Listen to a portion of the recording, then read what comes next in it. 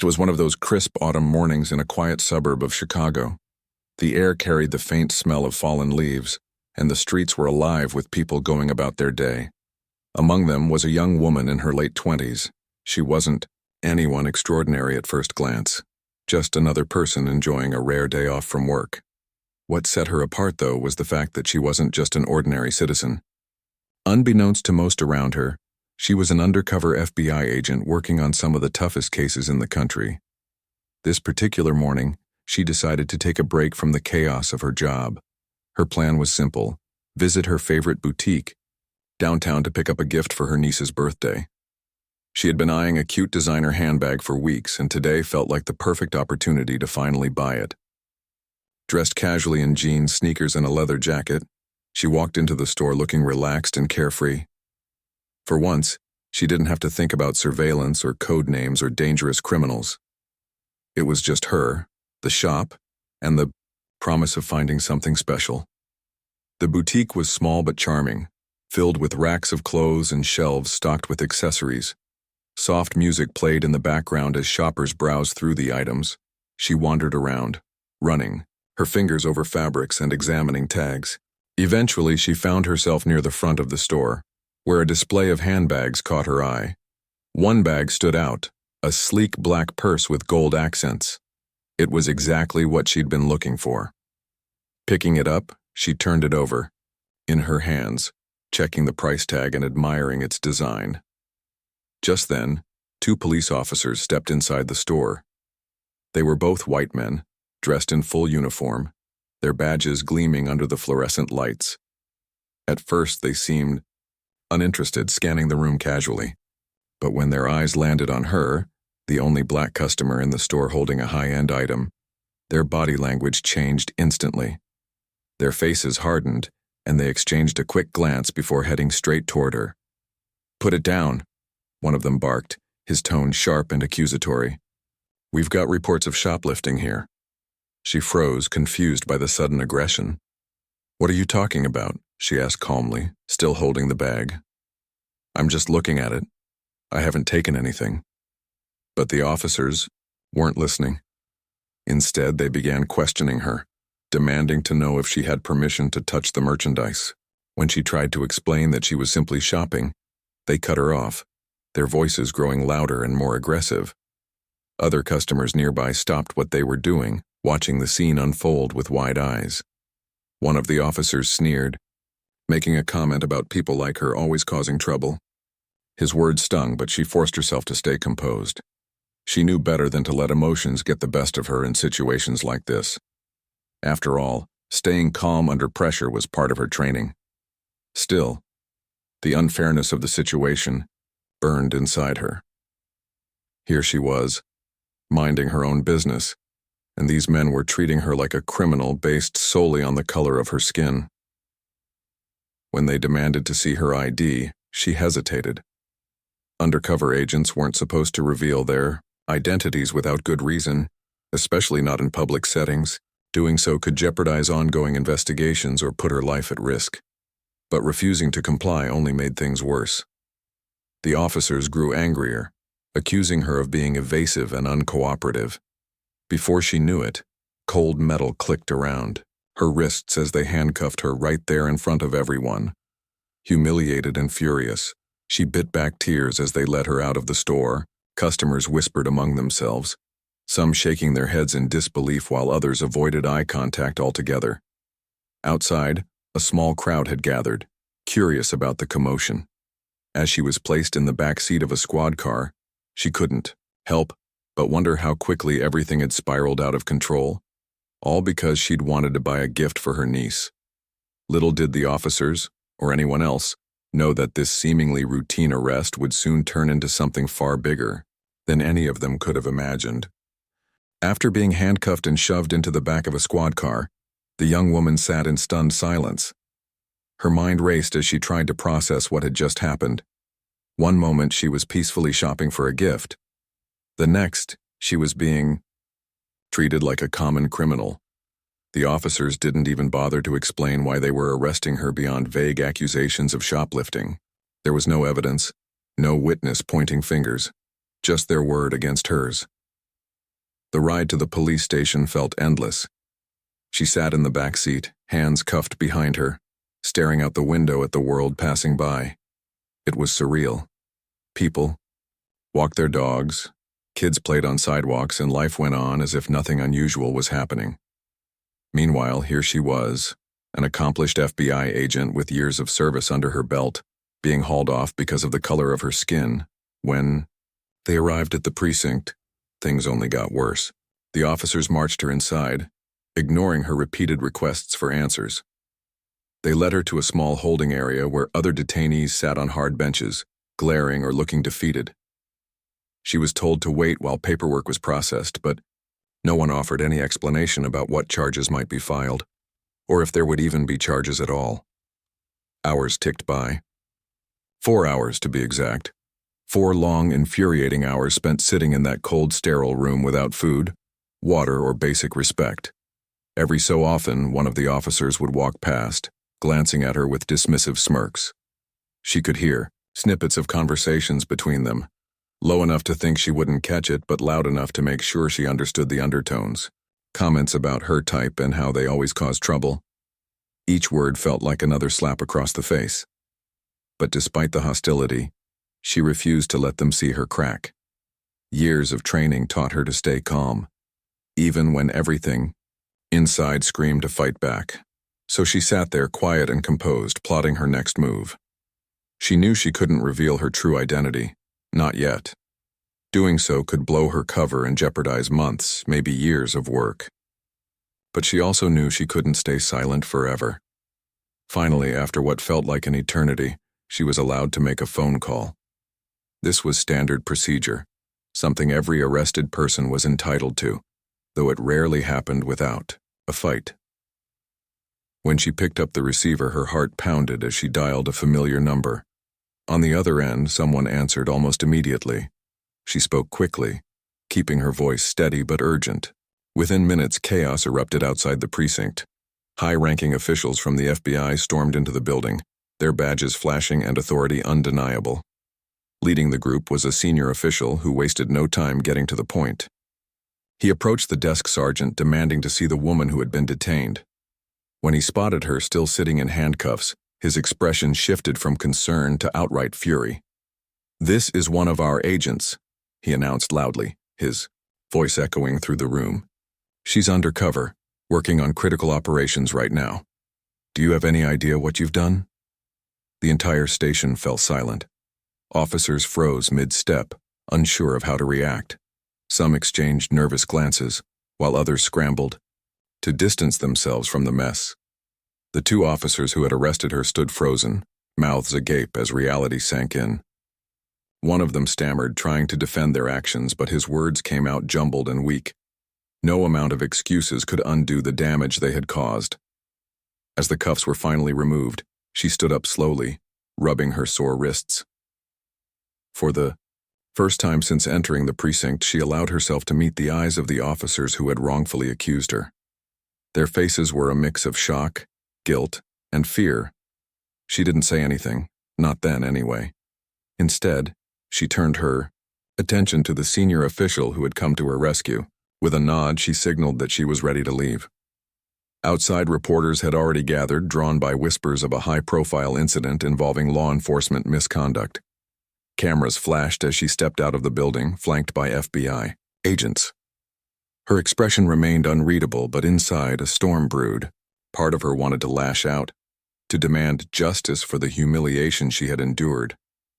Another part of her knew this wasn't just about her. It was bigger than that. Back at FBI headquarters, the atmosphere was tense. Colleagues greeted her with a mix of relief and anger. Many urged her to file a formal complaint, insisting that this kind of behavior couldn't go unpunished. Others expressed frustration over how easily racism continued to rear its ugly head, even within institutions meant to uphold justice. For her part, she hesitated. Filing a complaint would bring attention to the issue, yes, but it could also distract from the larger mission she was pursuing. Still, as news of the incident spread, public outrage grew. Headlines blared across social media platforms. FBI agent wrongfully arrested over racial profiling incident. Calls for accountability echoed everywhere, putting immense pressure on both the police department and the FBI. The police chief issued a public apology, calling the arrest an isolated misunderstanding. But those words rang hollow. Everyone knew this wasn't an isolated incident, it was symptomatic of a much deeper problem. And as the young woman reflected on the events of the day, she realized this wasn't just about her anymore. It was about every black person who had ever been judged not by their actions but by the color of their skin. Sitting alone in her office later that evening, she stared at the stack of papers on her desk. Her mind buzzed with possibilities. What started as a personal affront had turned into something far greater, a chance to expose systemic racism and push for real change. As tired as she was, she couldn't ignore the fire burning inside her. This wasn't over, not by a long shot. The days following the incident were a whirlwind of emotions and activity. The young woman found herself caught in the middle of a media storm that seemed to grow louder with each passing hour. News outlets couldn't get enough of the story. An FBI agent, wrongfully arrested for no reason other than the color of her skin. It was the kind of headline that grabbed attention and sparked outrage, and rightly so. But while the public debated and demanded answers, she wrestled with her own feelings about what had happened. At first, she tried to brush it off. "It's not about me," she told herself repeatedly. She knew all too well that this wasn't an isolated case. Countless black men and women had faced similar treatment, or worse, without the privilege of having powerful institutions rally behind them. If anything, her position as an FBI agent made her one of the lucky ones. Most people didn't have backup from federal agencies or senior officials marching into police stations on their behalf. Yet, despite knowing this, she couldn't shake the weight of what had occurred. Every time she closed her eyes, she replayed the scene in her mind. The accusing stares, the dismissive comments, the cold metal of the handcuffs biting into her wrists. It wasn't just the physical act of being detained that hurt, it was the dehumanization, being treated like a suspect, a stereotype, rather than a person. And though she prided herself on her strength, there were moments when she allowed herself to feel the anger, the sadness, and even the fear that came with realizing how fragile her safety truly was. But anger, if channeled properly, could be a powerful motivator. Instead of letting the incident consume her, she decided to use it as fuel. Sitting in her office late one night, surrounded by files and notes, she began piecing together a plan. Her training as an investigator kicked in, and she approached the situation methodically. First, she requested access to internal records from the police department involved. Then she reached out to colleagues who specialized in civil rights cases, asking for advice and resources. Slowly but surely, she started digging deeper. What she uncovered was both shocking and infuriating. The two officers who had arrested her weren't newcomers to controversy. A closer look at their personnel files revealed a pattern of complaints stretching back years. Multiple citizens, mostly black and brown, had accused them of racial profiling, excessive force, and misconduct. Yet none of these allegations had led to any real consequences.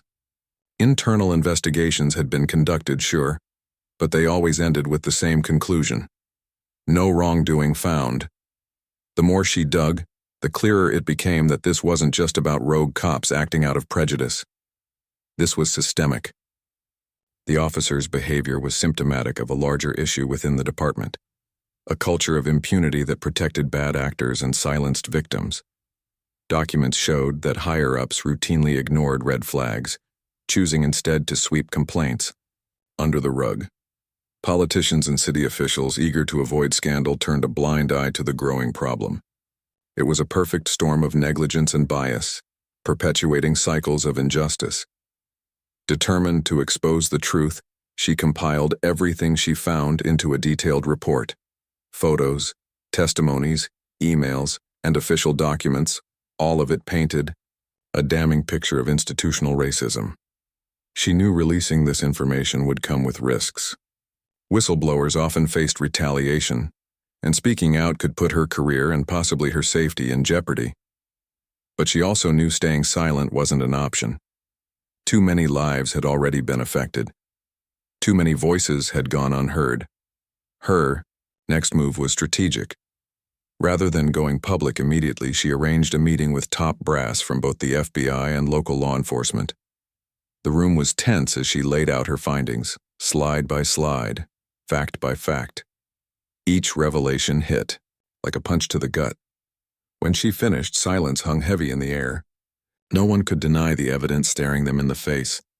One of the senior officials finally broke the quiet. "This is troubling," he admitted, his voice tight with unease. "We need to address this, not just for her sake, but for everyone affected by these practices." Troubling? She almost laughed at the understatement. Troubling didn't begin to cover it. Still, she kept her composure, nodding slowly. "It's not enough to say we'll do better," she said firmly. "Words mean nothing without action. People are tired of empty promises. They want accountability." Her words struck a nerve. The officials exchanged uneasy glances, clearly uncomfortable with the spotlight now shining on their departments. Some muttered excuses, trying to downplay the severity of the situation. Others sat quietly, avoiding eye contact altogether. But she refused to let them off the hook. This wasn't just about her. It was about every person who had ever been mistreated because of their race. Every parent who feared for their child's life during routine traffic stops. Every teenager stopped and frisked simply for walking home from school. As the meeting wrapped up, she left with a renewed sense case. The young woman left the meeting with a fire in her belly that couldn't be extinguished.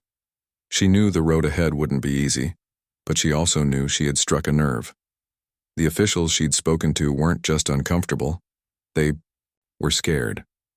Scared of what might happen if the truth came out. Scared of the public backlash. And scared of the changes they'd have to make if they wanted to fix the rot within their systems. But fear wasn't enough. Fear didn't bring justice, action did. So she decided to take matters into her own hands. Sitting at her desk late one night, she drafted a detailed plan. It wasn't just about exposing the corruption and racism embedded in the police department. It was about creating real, lasting change. She wanted to ensure that no one else would have to go through what she had endured. No more wrongful arrests. No more dismissive attitudes. No more lives ruined because of someone's prejudice. Her first step was reaching out to people who had been affected by similar incidents. She scoured old news articles, court records, and social media posts, looking for individuals willing to share their stories. At first, it was tough. Many were hesitant to come forward, fearing retaliation or simply too exhausted from fighting battles that seemed unwinnable. But slowly, doors began to open. One person led to another. And soon, she had a network of voices ready to speak up. She met with them one by one, listening intently as they recounted their experiences. A mother described how her teenage son had been stopped and searched multiple times on his way home from school, simply because he fit the description.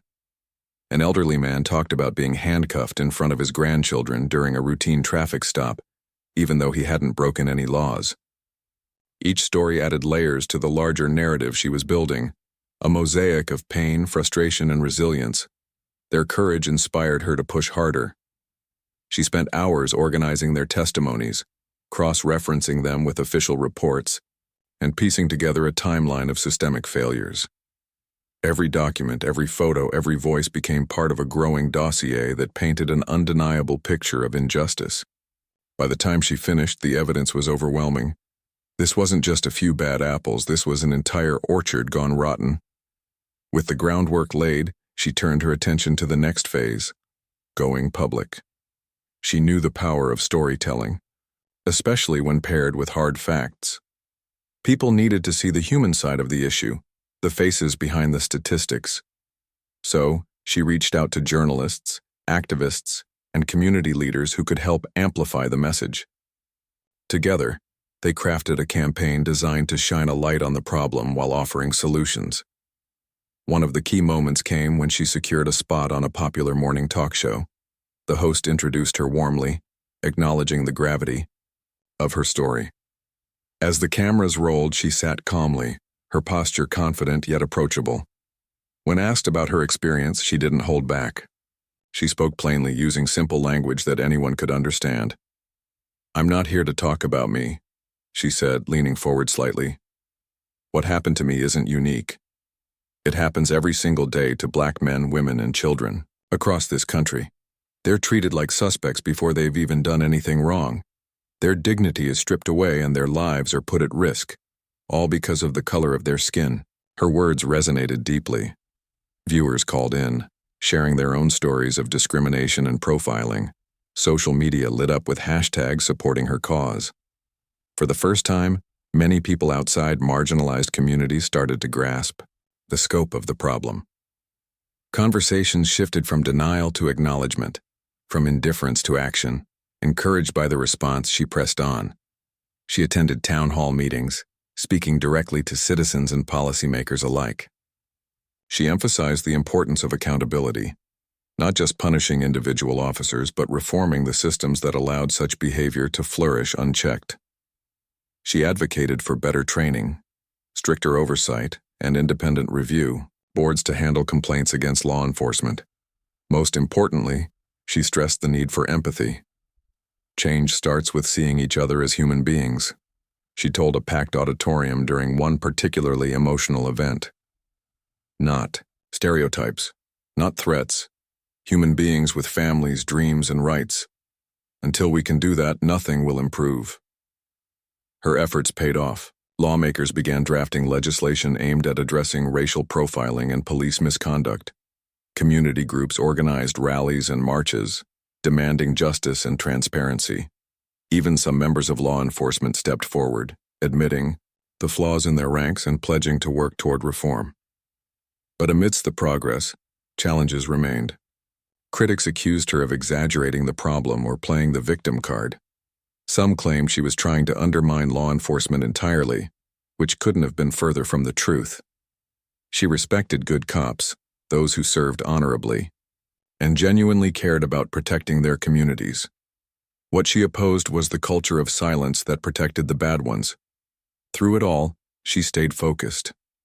Every insult, every attempt to discredit her, only strengthened her resolve. She reminded herself why she was doing this, not for fame or recognition, but because it was the right thing to do. Because if she didn't fight, who would? And if not now, when? By the time she wrapped up another long day of meetings and interviews, exhaustion tugged at her body.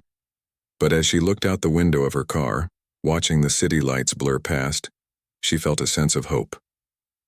Change was never easy, and it rarely happened overnight. But she believed in the power of persistence. Brick by brick, wall by wall, she was helping to tear down the structures of injustice that had stood for far too long. And she wasn't alone. All around her, people were waking up, standing up, and speaking out. Together, they were proving that even the deepest roots of racism could be pulled out, if you had the strength to keep digging. The momentum was building, and the young woman found herself at the center of a movement she hadn't planned to lead but couldn't ignore. Every day brought new opportunities and new challenges. Invitations poured in from all corners. News outlets wanted interviews. Community groups asked her to speak at rallies, and advocacy organizations sought her input on policy proposals. At first, she hesitated. She wasn't looking for fame or recognition. This fight wasn't about her. But as she saw how many people were inspired by her story, she realized she had a responsibility to use her platform wisely. One of the most significant moments came when she was invited to testify before Congress. The invitation arrived via email late one evening, and she read it over and over, her heart pounding. This was bigger than anything she'd done so far. It wasn't just about sharing her personal experience. It was about speaking for everyone who didn't have a voice. For every black child who'd been stopped and frisked without cause. For every mother who'd cried after watching her son pulled over for no reason other than the color of his skin. For every elderly man humiliated in front of his family because someone decided he looked suspicious. She spent weeks preparing for the hearing. Her days were filled with research, writing, and rehearsing.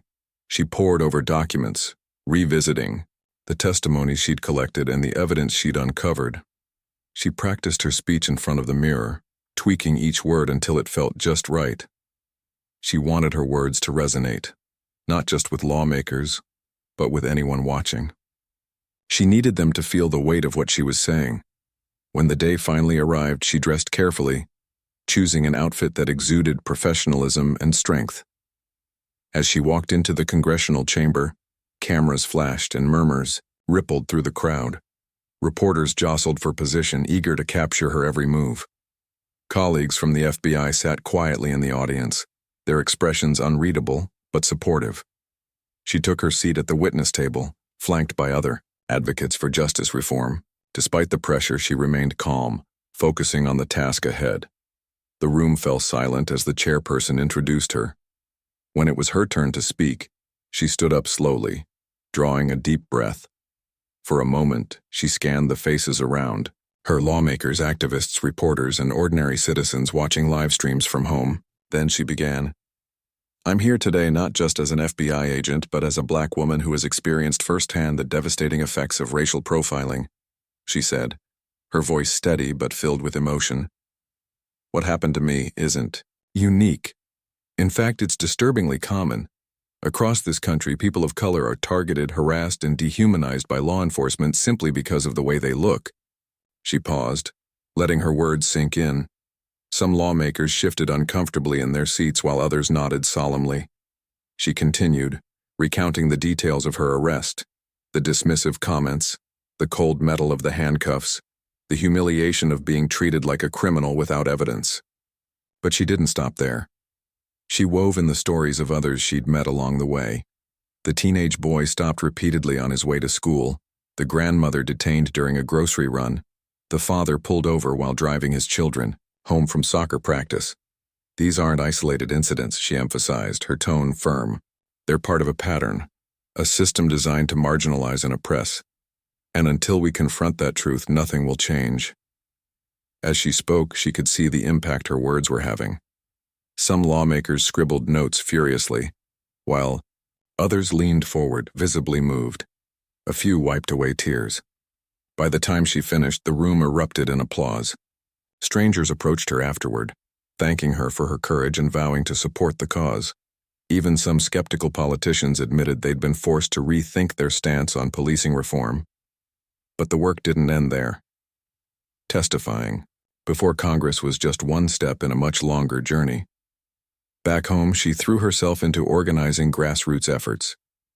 She helped launch workshops aimed at educating communities about their rights during police encounters. She partnered with local schools to teach students about civic engagement and advocacy, and she worked tirelessly to push lawmakers to enact meaningful reforms. Not everyone was supportive, though. Critics accused her of exaggerating the problem or trying to paint all police officers as villains.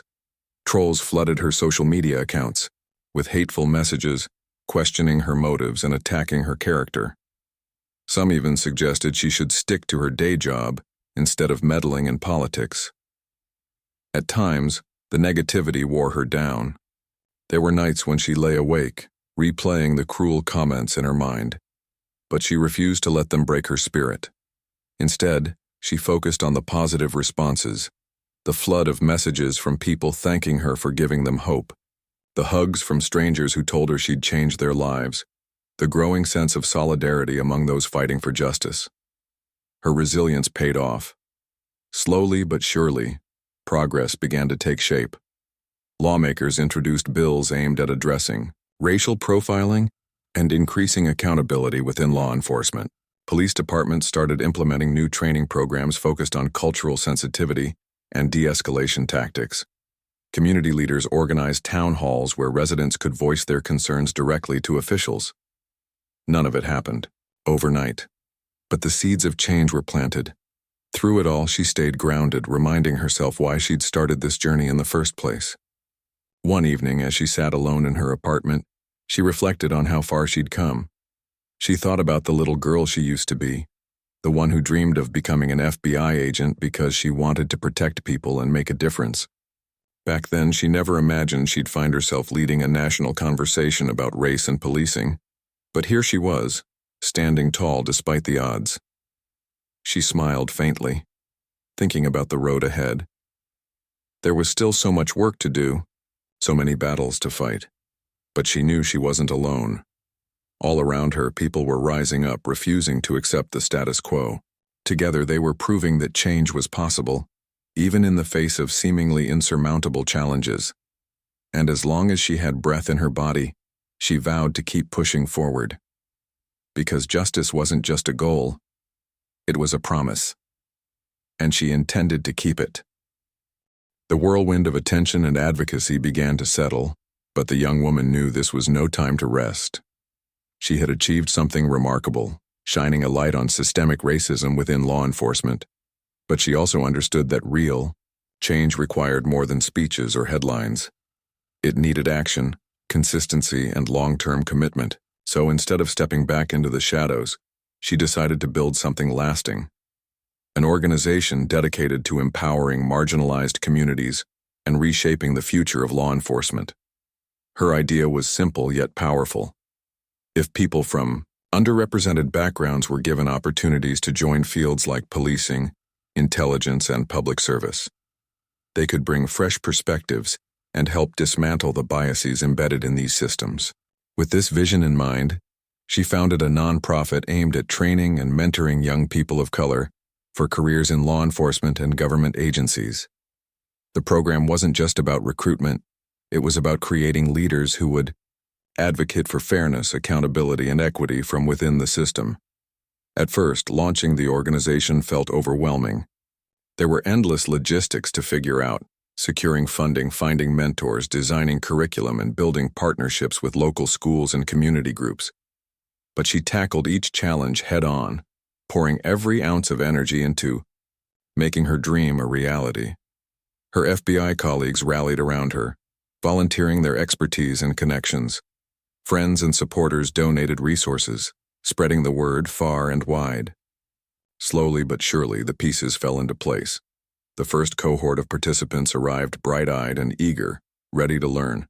They came from all walks of life: young adults fresh out of high school, college students exploring career paths, and even older individuals looking to pivot to meaningful work. What united them was a shared desire to make a difference. Over weeks of intensive training, they learned everything from conflict resolution and investigative techniques to leadership skills and ethical decision-making. But beyond the technical lessons, the program emphasized empathy, cultural awareness, and the importance of serving communities with integrity. Watching these young men and women grow filled her with pride. During one session, a teenage girl stood up to share her story.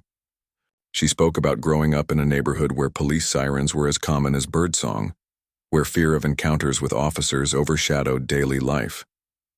"I never thought I'd want to be a cop," the girl admitted, her voice trembling. "But now I see how much we need good people in those roles, people who understand what it's like to live in our shoes." Moments like these reminded her why she had started this journey. Change didn't happen overnight, but planting seeds of hope and possibility could transform lives and entire communities over time. As the nonprofit gained traction, so did its impact. Graduates of the program began landing jobs in law enforcement, federal agencies, and advocacy organizations. Some became vocal advocates for reform, challenging outdated practices and pushing for greater transparency. Others took on roles as mediators between police departments and the communities they served, bridging gaps and fostering trust. Each success story fueled her determination to keep going. Still, there were setbacks along the way. Not everyone welcomed her efforts. Critics accused her of trying to politicize law enforcement or undermine traditional values. Some claimed her approach was too idealistic, arguing that deep-rooted issues couldn't be solved by training programs alone. And then there were moments when the weight of the fight threatened to overwhelm her. Late nights spent drafting grant proposals, difficult conversations with skeptical stakeholders, and the constant barrage of negativity online sometimes left her questioning whether it was worth it. But whenever doubt crept in, she reminded herself of the faces she saw every day: the determined young people attending her workshops, the parents grateful for giving their children a path forward, the elders who thanked her for standing up when others stayed silent. These were the people keeping her grounded, reminding her that progress often came in small incremental steps rather than grand leaps. One evening, after a particularly grueling day, she found herself sitting on the porch of her modest home. The air was cool, carrying the faint scent of blooming flowers. Across the street, kids played basketball under flickering streetlights, their laughter echoing through the quiet neighborhood. She leaned back in her chair, letting the sounds wash over her. For the first time in months, she allowed herself to pause, to breathe. Her phone buzzed beside her, breaking the momentary peace. It was a text from a former participant in the program, someone who had recently graduated and landed a job as a patrol officer in a nearby city. "Hey," the message read. "Just wanted to say thank you again. You changed my life. I'm out here tonight doing foot patrols, talking to neighbors, showing them cops can care. Couldn't have done it without you." Tears welled in her eyes as she stared at the screen. This was why she kept fighting, not for recognition or accolades, but for moments like this. For the chance to inspire someone else to believe in themselves and their ability to create change. Looking ahead, she knew the road would remain bumpy. Racism, prejudice, and inequality weren't problems that could be erased in a lifetime, or even several lifetimes. But she believed in the power of persistence. Brick by brick, wall by wall, she was helping to tear down the structures of injustice that had stood for far too long. And she wasn't alone. All around her, people were waking up, speaking out, and taking action. Together, they were proving that even the deepest roots of racism could be pulled out, if you had the strength to keep digging. As the stars blinked to life above her, she smiled faintly. Tomorrow would bring new challenges, new battles to fight. But for now, she let herself sit in the quiet, savoring the knowledge that she was part of something bigger than herself. Something that mattered.